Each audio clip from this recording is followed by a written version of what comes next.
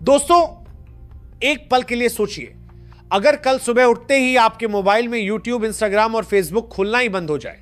हां, सोचिए जरा, ना कोई रील, ना कोई वीडियो, ना कोई लाइव, ना कोई पोस्ट, पूरा का पूरा डिजिटल दुनिया से आपका कनेक्शन कट जाए।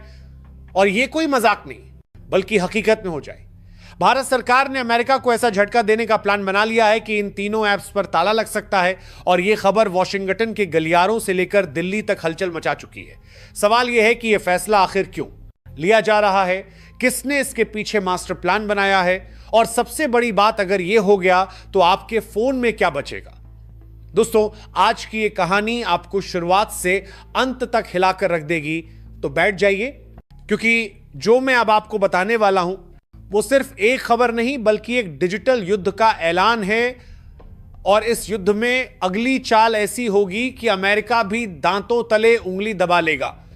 साथियों, पूरी खबर क्या है आपको विस्तार से बताते हैं। साथियों, मैंने आपसे कभी नहीं कहा कि मेरे चैनल को सब्सक्राइब करें, क्योंकि मुझे लगता है कि यदि बात में दम हो तो लोग खुद ही लाइक सब्सक्राइब करते हैं। लेकिन अब भारत के युवा शायद थोड़ा बहन चुके हैं। बिना कपड़ों के नाचती हुई लड़कियों को तो बहुत लाइक सब्सक्राइब करते हैं, लेकिन देशभक्ति की वीडियो को नहीं। मैं सिर्फ इतना कहना चाहूंगा कि हो सके तो इस वीडियो को लाइक करके चैनल को सब्सक्राइब जरूर कर लीजिए। आगे आपकी मर्जी।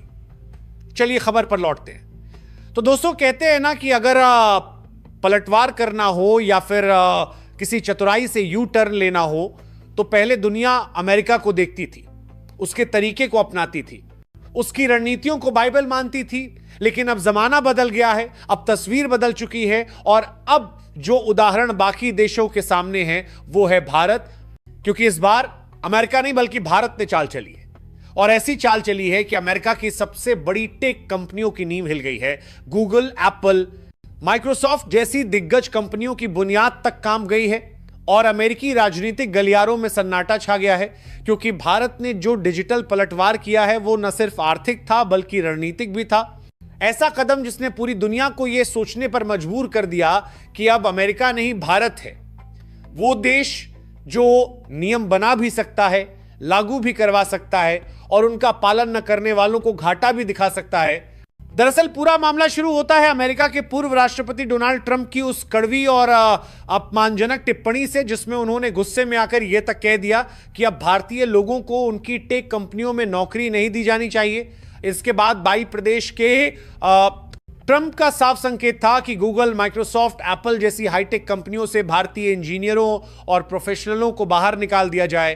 कारण उनका कहना था कि भारत हमारे देश से पैसा भी कमाता है और हमारी नौकरियां भी छीनता है और हमारी कंपनियों पर कब्जा कर रहा है। यानी ट्रंप सीधे तौर पर भारत को दोष दे रहे थे अपनी अंदरूनी बेरोजगारी की समस्या का, और भारतीयों को बाहर का रास्ता दिखाने की धमकी दे रहे थे।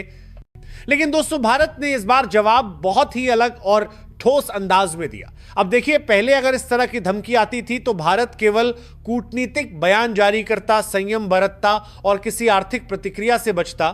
लेकिन इस बार भारत ने बातों से नहीं बल्कि आंकड़ों से, कानून से और पॉलिसी से जवाब दिया, और ऐसा जवाब दिया कि अमेरिका तक की सांसें अटक गई। भारत ने तुरंत डिजिटल टैक्स की समीक्षा दोबारा शुरू कर दी और अमेरिका के साथ चल रही टैक्स एग्रीमेंट्स की बातचीत को ठंडे बस्ते में डाल दिया। यानी अब भारत ने यह स्पष्ट कर दिया है कि अगर अमेरिका भारत के इंजीनियरों और टैलेंट को नौकरी से बाहर करेगा तो भारत भी अब उसकी अरबों डॉलर की कमाई पर टैक्स का शिकंजा कसेगा। और यह कोई धमकी नहीं थी, यह एक लागू की गई नीति थी जो पहले भी भारत लागू कर चुका था, लेकिन अब उसे और सख्ती से आगे बढ़ाया जा रहा है। असल में भारत ने 2020 में ही एक क्रांतिकारी कदम उठाया था। डिजिटल इक्वलाइजेशन लेवी यानी डिजिटल टैक्स लागू करके भारत ने यह दिखा दिया था कि जो विदेशी कंपनियां भारत में सिर्फ डिजिटल माध्यम से पैसा कमा रही हैं, उन्हें भी टैक्स देना होगा। यह टैक्स 2 स्तरों पर लगाया गया। एक 6% का टैक्स उन कंपनियों पर जो भारत में ऑनलाइन विज्ञापन सेवाएं देती हैं, और दूसरा 2% का टैक्स उन्हीं ई कॉमर्स कंपनियों पर जो भारत में डिजिटल सामान या सेवाएं बेचती हैं। यह एक ऐतिहासिक कदम था, क्योंकि इससे पहले विदेशी कंपनियां भारत से अरबों की कमाई करती थीं, लेकिन टैक्स के नाम पर वो बहाना बना देती थीं कि उनका भारत में कोई स्थायी कार्यालय नहीं है, इसलिए टैक्स देने की जरूरत नहीं। लेकिन भारत ने कहा कमाई भारत से हो रही है तो टैक्स भी भारत में देना पड़ेगा। अब जब ट्रंप ने हाल ही में भारतीय इंजीनियरों को अमेरिका से बाहर निकालने की धमकी दी, तो भारत ने भी चुपचाप नहीं बैठा, बल्कि उसी डिजिटल टैक्स को और आक्रामक तरीके से लागू करने के संकेत दे दिए। भारत ने साफ कर दिया कि अगर जरूरत पड़ी तो 2% टैक्स को बढ़ाकर 4% और 6% को 8% कर दिया जाएगा। और यह केवल शब्द नहीं है दोस्तों, इसका सीधा असर अमेरिका की सबसे बड़ी कंपनियों की कमाई पर पड़ेगा। आइए आंकड़ों की बात करें तो अकेले गूगल हर साल भारत से लगभग 4,000 करोड़ की कमाई करता है, अमेजॉन लगभग 35,000 करोड़, एप्पल 1,000 करोड़ से ऊपर और मेटा यानी फेसबुक और इंस्टाग्राम 1,500 करोड़ से ज्यादा का रेवेन्यू जनरेट करती हैं। इन सभी कंपनियों का मिलाकर देखा जाए तो भारत से इनका कुल वार्षिक रेवेन्यू करीब 1.2 लाख करोड़ से भी ज्यादा है। और अब अगर भारत इस टैक्स को डबल कर देता है तो इन कंपनियों को हर साल हजारों करोड़ का घाटा झेलना पड़ेगा। अब आप सोचिए कि भारत स्थिति को सिर्फ भावनात्मक स्तर पर नहीं बल्कि आर्थिक और रणनीतिक स्तर पर कैसे हैंडल कर रहा है। पहले अमेरिका यह मानकर चलता था कि भारत जैसे देश सिर्फ टेक्नोलॉजी खरीदने वाले होते हैं, नियम मानने वाले होते हैं, लेकिन अब भारत खुद नियम बना रहा है और अमेरिका जैसी ताकतों को मजबूर कर रहा है कि वो उन नियमों को माने। और यही बात अब अमेरिकी संसद में चर्चा का विषय बन चुकी है। अमेरिकी प्रतिनिधिमंडल भी सोचने पर मजबूर हो गया है कि भारत आखिर कब इतना चतुर रणनीतिक बन गया और कैसे वो उसी खेल को खेलने लगा जो अब तक अमेरिका खेलता आया है। आपको जानकर यह भी हैरानी होगी कि जब भारत ने यह टैक्स लागू किया तो अमेरिका ने तुरंत WTO यानी वर्ल्ड ट्रेड ऑर्गेनाइजेशन में शिकायत कर दी। अमेरिका का कहना था कि भारत का डिजिटल टैक्स भेदभावपूर्ण है और उनकी कंपनियों को टारगेट करता है, लेकिन भारत ने वहां भी दमदार जवाब दिया। भारत ने कहा कि यह टैक्स किसी एक देश की कंपनियों पर नहीं बल्कि उन सभी विदेशी कंपनियों पर लगाया गया है जो भारत में डिजिटल तरीके से कमाई करती हैं, चाहे वो अमेरिका की हो या किसी और देश की। और यही वजह रही कि WTO में भी भारत की नीति को अंतर्राष्ट्रीय स्तर पर वैध ठहराया गया और अमेरिका वहां भी हार गया। अब सोचिए, जो अमेरिका हमेशा अपनी शर्तों पर दुनिया से व्यापार करवाता था, अब भारत के डिजिटल नियमों के आगे झुकने पर मजबूर हो रहा है। और यही वजह है कि ट्रंप को फिर से हमला करना पड़ा, लेकिन इस बार उन्होंने शब्दों से नहीं बल्कि भारतीयों की नौकरियों पर हमला किया।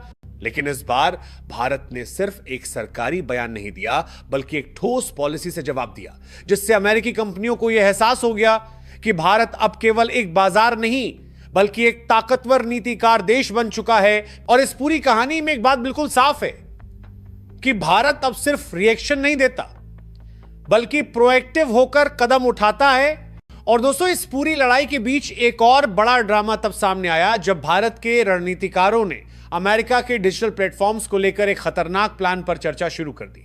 हां दोस्तों, मैं बात कर रहा हूं यूट्यूब, इंस्टाग्राम, फेसबुक जैसे प्लेटफॉर्म्स की, जिन पर भारत के करोड़ों लोग रोजाना निर्भर हैं। अंदर खाने चर्चा हुई कि क्यों ना इन अमेरिकी प्लेटफॉर्म्स को भारत में बैन कर दिया जाए, ताकि अमेरिका को यह साफ संदेश मिल सके कि अगर वो हमारे टैलेंट के साथ खिलवाड़ करेगा तो हम भी उसके डिजिटल साम्राज्य को भारत में खत्म कर देंगे। लेकिन फिर जब इस आइडिया को गंभीरता से परखा गया तो यह सामने आया कि भारत की जनता का एक बड़ा हिस्सा अपनी रोजी रोटी, शिक्षा, मनोरंजन और जानकारी के लिए पूरी तरह इन प्लेटफॉर्म्स पर निर्भर है। अचानक इन्हें बंद करने का मतलब होता करोड़ों भारतीयों के जीवन और रोजगार पर चोट करना, और भारत अपने ही लोगों को नुकसान पहुंचाने वाला कदम नहीं उठा सकता था, इसलिए इस प्लान को यहीं रोक दिया गया। लेकिन दोस्तों, यहीं पर मोदी सरकार ने एक और चाल चली, एक ऐसी चाल जो अमेरिका को सोचने पर मजबूर कर दे। भारत ने सोचा कि हम इन प्लेटफॉर्म्स पर हमेशा निर्भर क्यों रहें, क्यों ना हम अपना खुद का राष्ट्रीय डिजिटल इकोसिस्टम बनाएं, एक ऐसा सोशल मीडिया और वीडियो प्लेटफॉर्म जो भारतीय हो, भारतीय कानूनों के तहत चले और जिसे कोई बाहरी ताकत बंद ना कर सके। अंदर ही अंदर इस दिशा में काम शुरू हुआ। प्लान यह है कि भारत धीरे धीरे अपना खुद का ऐप लॉन्च करेगा जो YouTube, Instagram, Facebook का विकल्प होगा, ताकि देश अमेरिकी प्लेटफॉर्म्स पर निर्भर न रहे और अमेरिका को यह संदेश भी जाए कि भारत अब डिजिटल गुलामी खत्म करने के रास्ते पर है। और दोस्तों, असली मास्टर स्ट्रोक तो यह है कि मोदी जी ने इस पूरे डिजिटल आत्मनिर्भरता मिशन को एक लंबी रणनीति के तहत रखा है, ताकि अमेरिका को अंदाजा भी ना हो कि भारत कब और कैसे उसकी डिजिटल पकड़ को तोड़ देगा। यह चाल इतनी गहरी है कि सही समय आने पर इसका असर अमेरिकी डिजिटल साम्राज्य को हिलाकर रख देगा। और शायद यही वजह है कि अब वॉशिंगटन में भी चर्चा होने लगी है कि भारत सिर्फ व्यापारिक लड़ाई नहीं लड़ रहा, बल्कि वो डिजिटल दुनिया में भी अपनी संप्रभुता स्थापित करने की जंग लड़ रहा है। और दोस्तों, ये कोई छोटी बात नहीं है, क्योंकि डिजिटल युग में डेटा ही नई दौलत है, और जो डेटा पर कंट्रोल करेगा वही असली ताकतवर होगा। और भारत यह समझ चुका है कि अगर डेटा भारत का है तो उस पर कंट्रोल भी भारत का होना चाहिए। और इसीलिए अब मोदी सरकार की अगली चाल सबको हिला देगी, क्योंकि जब भारत अपना खुद का डिजिटल प्लेटफॉर्म लॉन्च करेगा तो न सिर्फ अमेरिका की अरबों डॉलर की कमाई खत्म होगी, बल्कि दुनिया के बाकी देश भी भारत के मॉडल को अपनाना शुरू कर देंगे। और यही वह पल होगा जब भारत न सिर्फ आर्थिक मोर्चे पर बल्कि डिजिटल दुनिया में भी सुपर पावर की कुर्सी पर बैठ जाएगा। तो दोस्तों सोचिए, क्या यह सही समय नहीं है कि भारत अमेरिकी टेक कंपनियों को साफ संदेश दे कि अब हम उनके भरोसे नहीं है? क्या आपको नहीं लगता कि भारत को अपना डिजिटल इकोसिस्टम जल्द से जल्द लाना चाहिए, ताकि हमें किसी बाहरी ताकत के आगे झुकना ना पड़े? अपनी राय कमेंट में जरूर लिखें। और अगर आप भी मानते हैं कि भारत को इस डिजिटल जंग में जीतना ही होगा, कमेंट में गर्व से लिखें जय हिंद जय भारत। क्योंकि दोस्तों, अब वक्त आ गया है कि दुनिया को दिखा दिया जाए कि भारत अब किसी का मोहरा नहीं बल्कि खुद खेल का मास्टर है। तो इस वीडियो को शेयर करें ताकि सच्चाई हर भारतीय तक पहुंचे। और हां, अगर आप चाहते हैं कि हम ऐसे ही रिसर्च बेस्ड और हकीकत उजागर करने वाले वीडियो आपके लिए लाते रहें तो चैनल को सब्सक्राइब करें, बेल आइकन दबाएं।